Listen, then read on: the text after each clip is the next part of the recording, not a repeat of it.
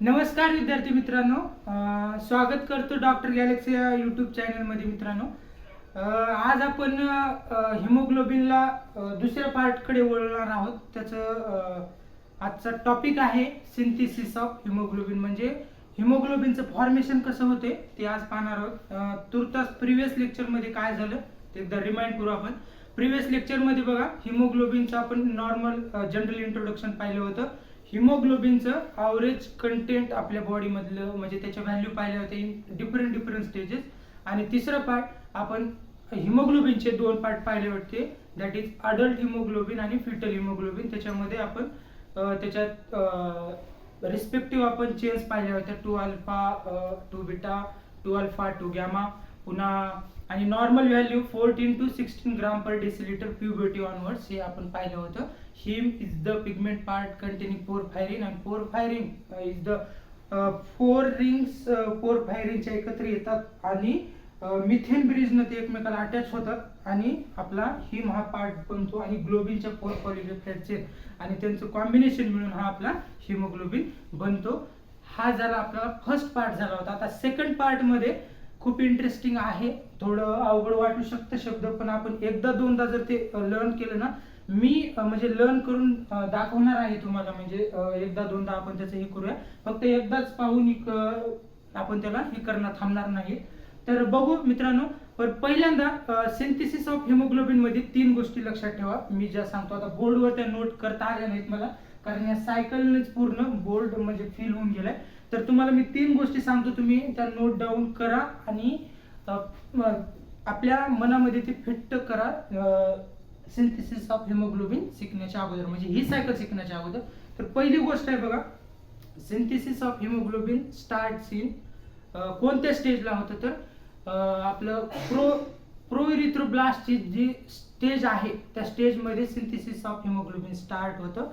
आणि ते अपियर कुठं होतं, तर नॉर्मोब्लास्टिक स्टेजमध्ये ते अपियर होतं. आणि ते कुठपर्यंत चालू राहतं, तर अंटिल द प्रोसेस ऑफ, म्हणजे तिसरा पॉइंट असा होता की हिमोग्लोबिनचं सिंथेसिस कुठपर्यंत हे होतं, तर अंटिल द स्टेट ऑफ रेटिक्युलोसाइट. म्हणजे 3 गोष्टी आपल्याला लक्षात आल्या. पहिला आहे प्रोइरिथ्रोब्लास्टिक स्टेजमध्ये हिमोग्लोबिनचं सिंथेसिस स्टार्ट होतं. पुन्हा नॉर्मोब्लास्टिक स्टेजमध्ये, इंटरमिडिएट नॉर्मोब्लास्टिक स्टेजमध्ये ते अपियर होतं. आणि तिसरी गोष्ट, ते अंटिल द, म्हणजे कुठपर्यंत फॉर्म होतं, तर रेटिक्युलोसाइट या स्टेजपर्यंत ते फॉर्म होतं. ठीक आहे, ह्या 3 गोष्टी झाल्या. आता मेन वळू आपण त्याच्या सायकलकडे, हिमोग्लोबिनच्या सायकलकडे. तर बघा मित्रांनो, पहिल्यांदा आहे की आता हिमोग्लोबिनचं बघा, सेलमध्ये 2 मेन कंपोनंट आहेत आपले, एक सायटोप्लाझम आणि दुसरा मायटोकॉन्ड्रिया.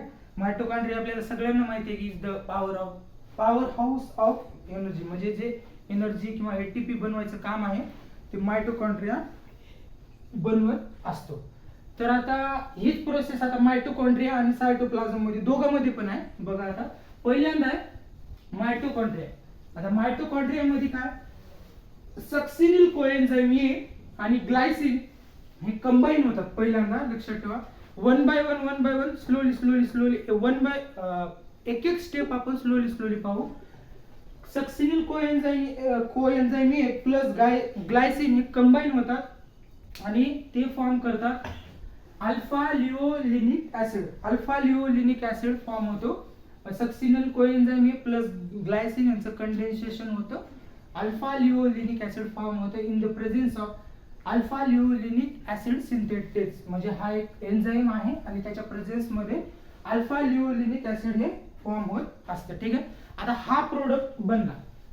आता हा प्रोडक्ट बनल्या मित्रांनो, मायटोकॉन्ड्रिया मध्येच ही सायकल कंटिन्यू न होता आता हा बनलेला प्रोडक्ट मित्रांनो जातो सायटोप्लाझम मध्ये. सायटोप्लाझम मध्ये गेल्यावर बघा, आता याचे 2 molecules alpha levulinic acid cytoplasm मध्ये गेले. 2 molecules of alpha levulinic acid पासून मित्रांनो आपला कोणता होतो, पोरफोबिलोनोजन. मित्रांनो हे लक्षात ठेवा, पोरफोबिलोजन, न्यूरोपोरफोबिलोजन हे ना शब्द असे कन्फ्युजिंग करणारे आहेत. तर आपल्याला ना त्यांना बाय हार्ट तर करणंच आहे सायकल, प्लस आपल्याला हे शब्द पण लक्षात प्रॉपर ठेवायचे आहेत. आता 2 molecules of ALA is converted into porphobilinogen. बघा काय म्हणतो मी, पोर्फोबिलोनोजन. आपल्याला फास्ट वगैरे काहीच मित्रांनो घ्यायचं नाही, एकदम स्लो बाय स्लो. आपल्याला जोपर्यंत सायकल आपल्याला लर्न होत नाही तोपर्यंत आपण मित्रांनो त्या गोष्टीकडे फोकस करू. पोर्फोबिलोनोजन फॉर्म होतो कुणाच्या ह्याच्यामध्ये, तर डिहायड्रेट्स या ह्याच्या प्रेझेन्स मध्ये तो पोर्फोबिलोनोजन फॉर्म होतो. म्हणजे बघा मित्रांनो, आपल्याला 11-12 ला केमिस्ट्री मध्ये बऱ्याच रिएक्शन आपल्याला माहिती आहे की बाबा की एखादी रिएक्शन होता की त्याचा हे होतं. आता बघा तुम्हाला एक हे सांगतो, सपोज H2 आणि O2, तर ह्याचा फॉर्म होतो HO2. आता हे रिएक्शन आहे मित्रांनो, तर ही रिएक्शन घडून आणण्यासाठी इथे एक फॅक्टर रेस्पॉन्सिबल असतो. तो फॅक्टर काय करतो की या रिएक्शनला एनहान्स करण्याचा प्रयत्न करतो. सेम लाईक दॅट इथं पण एक फॅक्टर आहे जो की ह्या मॉलिक्युल्सला ह्या मॉलिक्युल मध्ये कन्वर्ट करत आहे, दॅट इज द अल्फा डिहायड्रेट्स. हा फॉर्म इथे ह्याला कन्वर्ट करतो. ठीक आहे. कोणता फॉर्म झाला, पोर्फोबिलोनोजन हा फॉर्म प्रोडक्ट झाला. आता पोर्फोबिलोनोजन हा कन्वर्ट होतो युरोपोर्फोबिलोनोजन. युरोपोर्फोबिलोनोजन फर्स्ट फॉर्म होतो पोर्फोबिलोनोजनच्या नंतर. आणि त्याचा हे आहे सिंथेसच्या प्रेझेन्स मध्ये हा प्रोडक्ट आपल्याला बनताना दिसतो. युरोपोर्फोबिलोनोजन हा कन्वर्ट होतो युरोपोर्फोबिलोनोजन सेकंड मध्ये. आता बघा फर्स्ट आहे दोन, आपल्याला युरोपोर्फोबिलोनोजन दोन आहेत, फर्स्ट आणि सेकंड. युरोपोर्फोबिलोनोजन सेकंड फॉर्म होतो, म्हणजे त्याचं कन्वर्जन ह्याच्यामध्ये होते इन द प्रेझेन्स ऑफ कोसिंथेस. आणि आता युरोपोर्फोबिलोनोजन 2 हा कन्वर्ट होतो कोप्रोपोरफायरिनोजन थर्ड. ह्याच्यामध्ये फॉर्म होतो कोप्रोपोरफायरिनोजन थर्ड मध्ये तो फॉर्म होतो इन द प्रेझेन्स ऑफ. आता डी कार्बोक्सिलेज आहे बघा मित्रांनो, तर याचं डी कार्बोक्सिलेशन होतं मित्रांनो. आता कार्बोक्सिलेशन डी कार्बोक्सिलेशन आपल्याला जवळपास केमिस्ट्रीच्या टर्म आहेत आपल्याला. त्याचं कार्बोक्सिलेशन म्हणजे काय झालं, डी कार्बोक्सिलेशन म्हणजे O2 बाहेर पडतो, CO2 बाहेर पडतो, या बऱ्यापैकी आपल्याला टर्म माहिती आहेत. तर त्याचं कन्वर्जन होतं कोप्रोपोरफायरिनोजन थर्ड मध्ये. ठीक आहे. आता बघा इथं आपल्याला थोडं एक पॉज घ्यायचंय. हा बनलेला जो प्रोडक्ट आहे ना मित्रांनो सायटोप्लाझम मध्ये, तो जातो आता मायटोकॉन्ड्रिया मध्ये. आता मायटोकॉन्ड्रिया मध्ये जर गेला, आता परत मायटोकॉन्ड्रिया मध्ये सायकल सुरू होते. आता मायटोकॉन्ड्रिया मध्ये कोप्रोपोरफायरिनोजन थर्ड जो आहे तो कन्वर्ट होतो प्रोटोपोरफायरिनोजन 9. हा प्रोडक्ट फॉर्म होतो कशाने, in the presence of oxidase in the sense त्याचं ऑक्सिडेशन होतं. आणि प्रोटोपोरफायरिनोजन 9 हा कन्वर्ट होतो प्रोटोपोरफायरिन 9 मध्ये. प्रोटोपोरफायरिन 9 मध्ये त्याचं कन्वर्ट होतं in the presence of oxidase किंवा त्याचं ऑक्सिडेशन होऊन हा प्रोडक्ट फॉर्म होतो. आणि इथं बघा गमतीशीर गोष्ट अशी आहे मित्रांनो की हा प्रोटोपोरफायरिन जो प्रोडक्ट आहे याचं ह्याला प्लस फिरोचेलेट नव्हतं. फिरोचेलेट ऍड झाला याच्यामध्ये in the presence of iron आणि तो बनतो haem. Protoporphyrin 9 plus ferrochelate in the presence of iron तो फॉर्म होतो हिम. आता हिम बनल्यावर आपली काय मित्रांनो प्रोसेस कंप्लीट झाली का नाही, तर आता हा बनलेला जो हिम आहे ना तो हिम जातो सायटोप्लाझम मध्ये. ठीक आहे. आता सायटोप्लाझम मध्ये गेले ना तिथं असतो. आता इकडं आयर्न तर आपल्याला ऍड झालेला आहे मित्रांनो, बघा इथं आयर्न हे झालेलं आहे. आता इथला बनलेला हिम प्लस आयर्न इकडे जाऊन हिमोग्लोबिन तयार होताना दिसतो. हे बघा हिमोग्लोबिन तयार, आपला फायनल प्रोडक्ट जो फॉर्म करायचा होता तर आपला हिमोग्लोबिन फॉर्म झाला. ह्या सायकल मध्ये परत आपण मित्रांनो फास्ट 2 मिनिटांमध्ये हे करू. पहिल्यांदा मायटोकॉन्ड्रिया मध्ये succinyl coenzyme plus glycine form plus हे होतं कंडेन्स होतात आणि तो फॉर्म करतात alpha levulinic acid in the presence of alpha levulinic acid synthase. तो जातो सायटोप्लाझम मध्ये. त्याचे 2 मॉलिक्युल्स ऑफ अल्फा लिओलिनिक ऍसिडचे कन्वर्टेड होतात पोरफोबिलिनोजन मध्ये in the presence of levulinic dehydratase, आणि पोरफोबिलिनोजन हा कन्वर्टेड होतो युरोपोरफोबिलिनोजन फर्स्ट मध्ये in the presence of synthase, uroporphobilinogen converted into uroporphobilinogen second in the presence of कोसिंथेस, आणि युरोपोरफोबिलिनोजन सेकंड हा convert होतो कोप्रोपोरफायरिनोजन थर्ड मध्ये इन द प्रेझेन्स ऑफ डिकार्बोक्सिलेज, म्हणजे त्याचं डिकार्बोक्सिलेशन होतं, आणि जो कोप्रोफायरिनोजन थर्ड जो बनलेला आहे प्रोडक्ट तो जातो into the mitochondria, आणि मायटोकॉन्ड्रिया मध्ये तो कन्वर्ट होतो प्रोटोपोरफायरिनोजन 9 मध्ये in the presence of oxidase, म्हणजे दॅट इज ऑक्सिडेशन होतं, आणि प्रोटोपोरफायरिनोजन 9 चं कन्वर्जन होतं प्रोटोपोरफायरिन 9 मध्ये in the presence of oxidase, आणि ह्या प्रोटोपोरफायरिन 9 मध्ये फिरोचेलेट हा ऍड होऊन तो फॉर्म करतो हिम, आणि इथला हिम आणि आयर्न या दोन्हीचा मिळून इकडं सायटोप्लाझम इकडं ह्याच्यामध्ये हिमोग्लोबिन आपल्याला फॉर्म होताना दिसतो. ही झाली आपली कंप्लीट सायकल. तर मित्रांनो, आता मी अगेन थोडे रिपीट करतो की पहिल्यांदा आपण काय म्हणतात की 3 गोष्टी सांगितल्या होत्या त्या बोर्डवर नोट केल्या नाहीत मी, त्या खूप इम्पॉर्टंट आहेत, त्याच्यामुळे मी एकदा दोनदा त्या रिवाइज करतोय.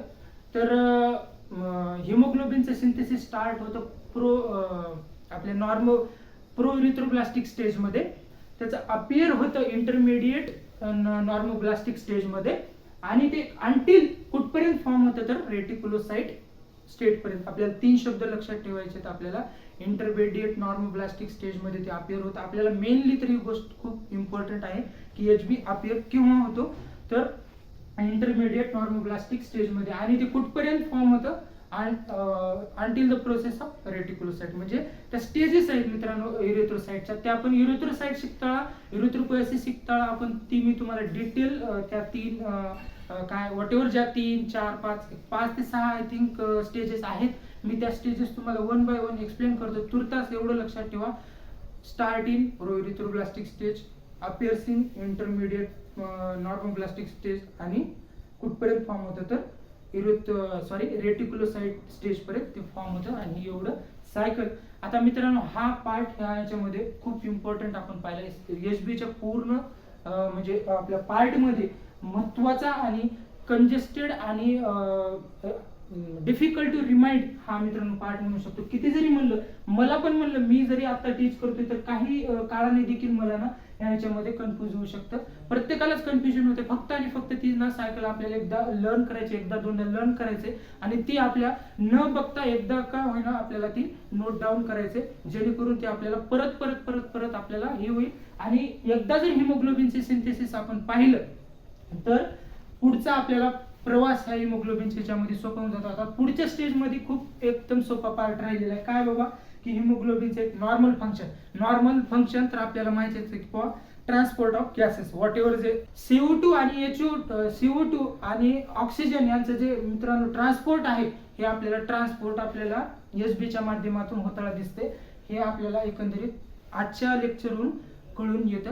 आता नेक्स्ट लेक्चर मध्ये राहिलेले आपले मॅक्स टू मॅक्स एचबी वर आपले 2 लेक्चर होतील. एक लेक्चर होईल ॲबनॉर्मल हिमोग्लोबिन, म्हणजे जर एचबी मध्ये ॲबनॉर्मॅलिटी आली तर त्या अकॉर्डिंग त्याचे टाईप आपण पाहू, आणि त्या ह्याच्यामध्ये पण प्रत्येक ॲबनॉर्मॅलिटी मध्ये त्याचा कॉज आणि त्याचं मेन त्याचं कोणत्या गोष्टीमध्ये आपल्या बॉडीमध्ये चेंजेस होतात ते पाहू. आणि त्याच्यानंतर जो आपला पार्ट राहिला एचबीचे फंक्शन काही नाही, शक्य झालंच तर आपण नेक्स्ट लेक्चर मध्ये जर ॲबनॉर्मॅलिटीचे जर टाईप झाले तर लास्टला आपण 2-3 मिनिटात आपण त्याचे कार्य पण घेऊन टाकू. मला वाटते एचबीचे फंक्शन हे करण्यापेक्षा आपण आरबीसी जेव्हा डिटेल शिकू ना मित्रांनो, तेव्हा आपण फंक्शन पाहिलेले आपल्याला मला कन्व्हिन्स वाटते की बाबा त्याच्यामध्ये आपल्याला समजून जाईल. आता जर तुम्हाला या सायकल मध्ये कुठं हे जर मित्रांनो आढळलं असेल की बाबा इथला कुठला पार्ट समजला नसेल किंवा हे झाला नसेल, तुम्ही कमेंट बॉक्स मध्ये कळवा. आपण जर झालं तर आपण परत ह्याच्यावर एकदा आपण व्हिडिओ बनवू.